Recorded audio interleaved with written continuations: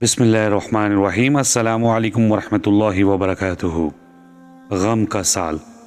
ابو طالب کا مرض بڑھتا گیا یہاں تک کہ وقت رحلت آ گیا۔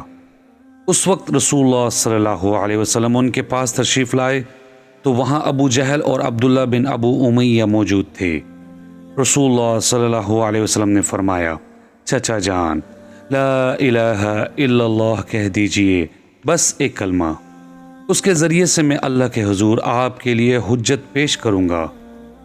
ان دونوں نے کہا، ابو طالب، کیا عبد المطلب کی ملت سے اعراض کرو گے؟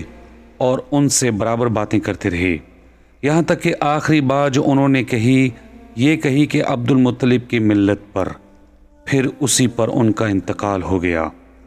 نبی صلی اللہ علیہ وسلم نے فرمایا، جب تک اللہ کی طرف سے روکا نہ گیا میں آپ کے لیے مغفرت کرتا رہوں گا۔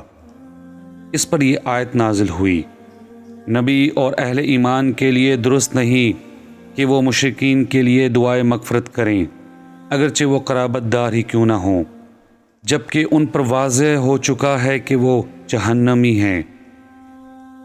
اور یہ آیت بھی نازل ہوئی، ایسا نہیں کہ آپ جسے پسند کریں اسے ہدایت دے دیں۔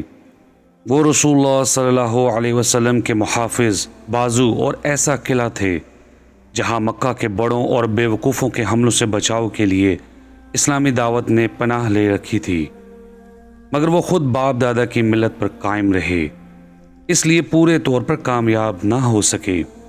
حضرت عباس رضی اللہ عنہ نے نبی صلی اللہ علیہ وسلم سے دریافت کیا کہ آپ اپنے چچا کے کیا کام آ سکے، جبکہ وہ آپ کی حفاظت کرتے تھے اور آپ کے لیے دوسروں پر بگڑتے تھے۔